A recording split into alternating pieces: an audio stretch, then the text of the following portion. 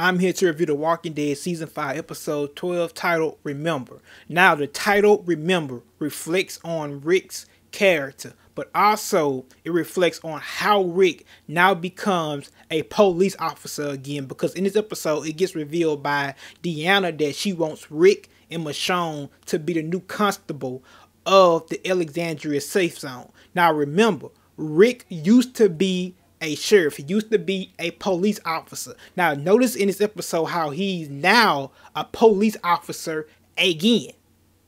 So that's where the title comes from.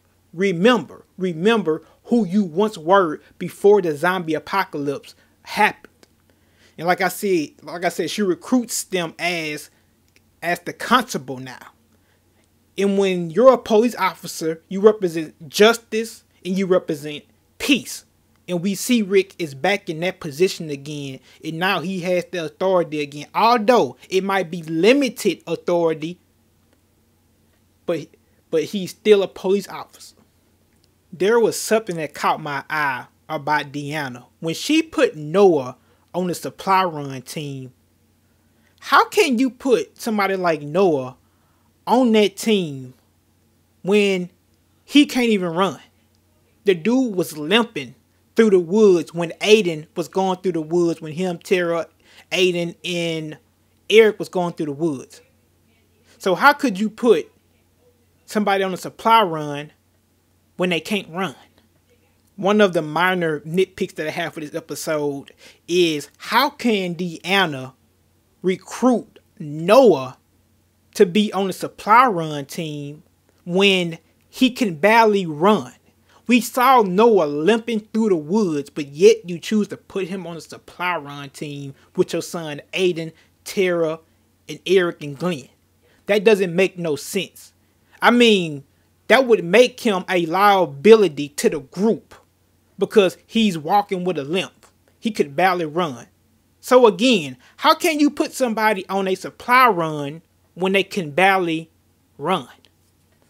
And Deanna's son Aiden, I don't like the character already, and I'm going to explain to you why. First point, he's reckless. We saw this because if he wasn't reckless, he would have never lost his former group members that he had with him before Rick and his group arrived to Alexandria Safe Zone. Because when Aiden was talking to Glenn in the woods, he tells Glenn that we lost 4 members, and it was last month. This was last month. He lost 4 members last month to 2 zombies. But they kept one because they tortured them and stuff. So 1, he's reckless. And I don't like reckless people. But 2, he's a bully. Because we saw how he was trying to bully Glenn in the woods. But also, we really got to see how big a bully he was when he got to the Alexandria Safe Zone. And he was confronting Glenn, telling him about how they shouldn't be on their team. And he wanted to kick them out. He definitely turned into a bully on that scene because he got mad because Glenn spoke the truth. You're reckless, and if you were so good, you would have never lost 4 of your group members.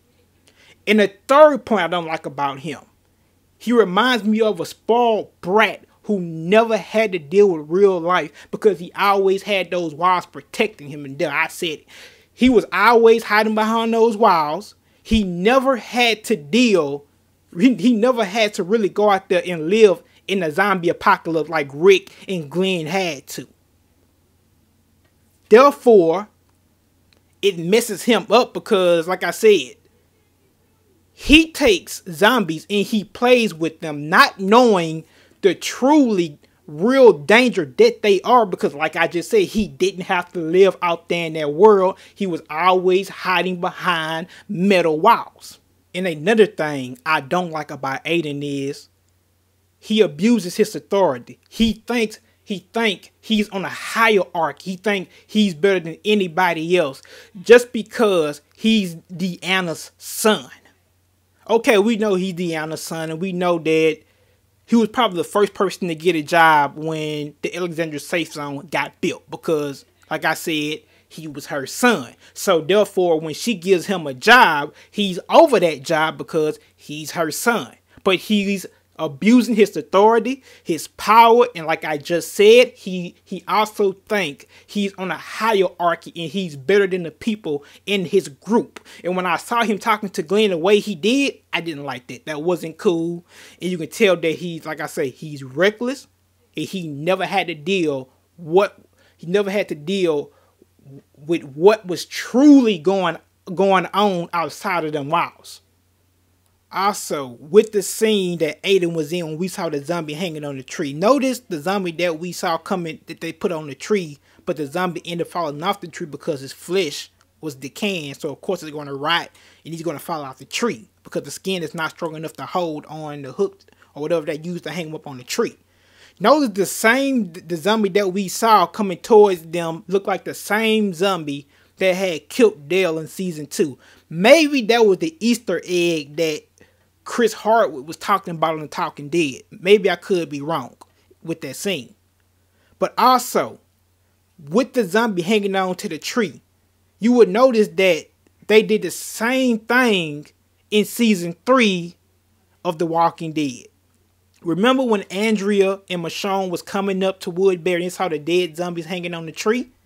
And then later on in the episode, when daytime comes, you see Andrea and Michonne walking in Woodbury, and it has a woman touring them around, showing them everything in Woodbury. And then Andrea asks her, why are there dead zombies hanging on a tree like Christmas ornaments? And then the woman replies, everybody copes in their own way. She said, you got to know that these men put their lives on the risk put their lives at risk every day for this place, to keep this place safe.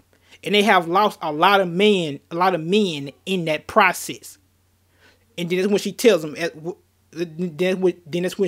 them, like I just said, everybody cope with things in their own way. So maybe Aiden and Eric was coping with the loss of their 4 men by hanging that same zombie that killed those 4 men on a tree, and maybe they was coping with that.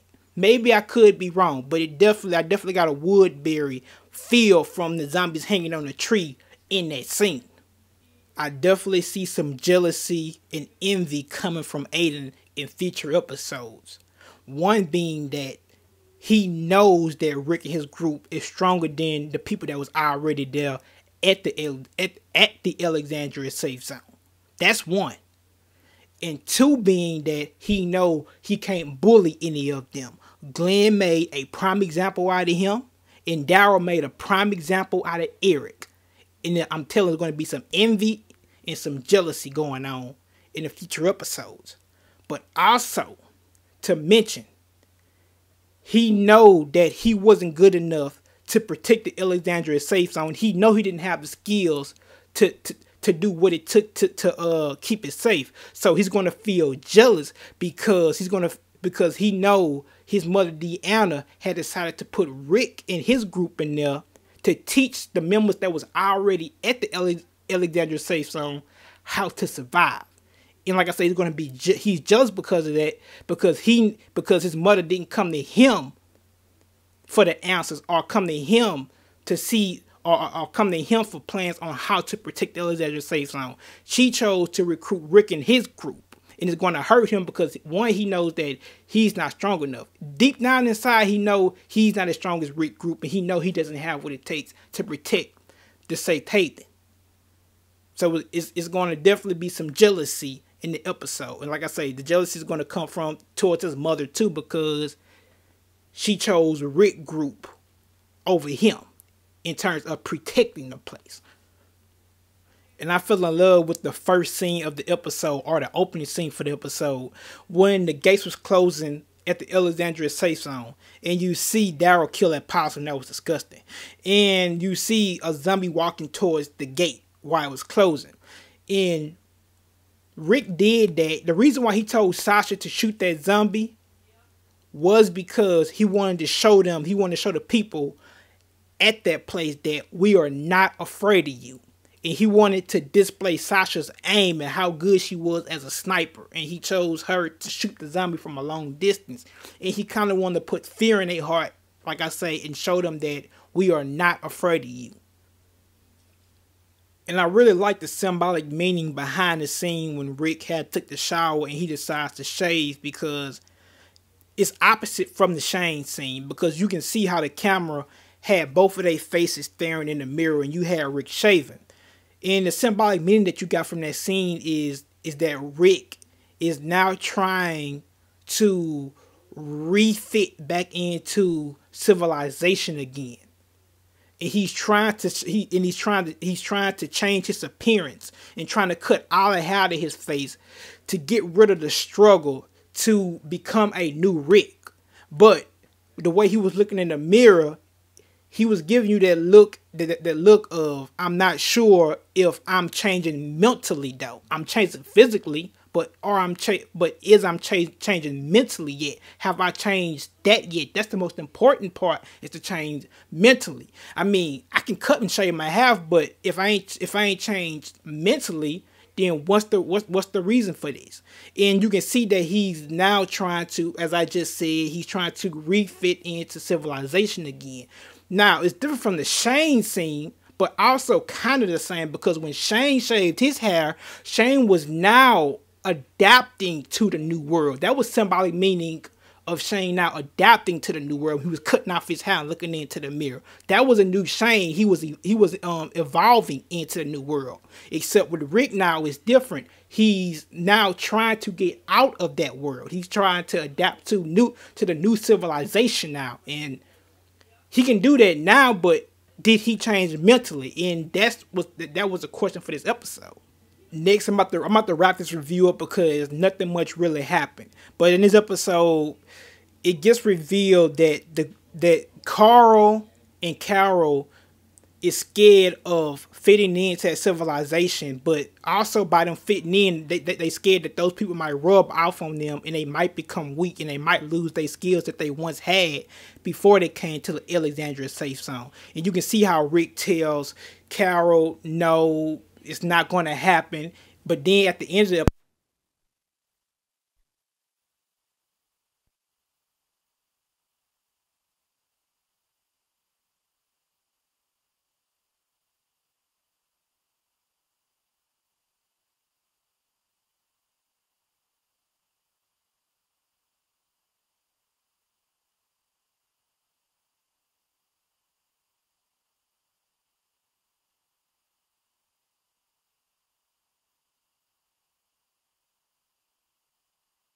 now it's time for me to wrap this review up.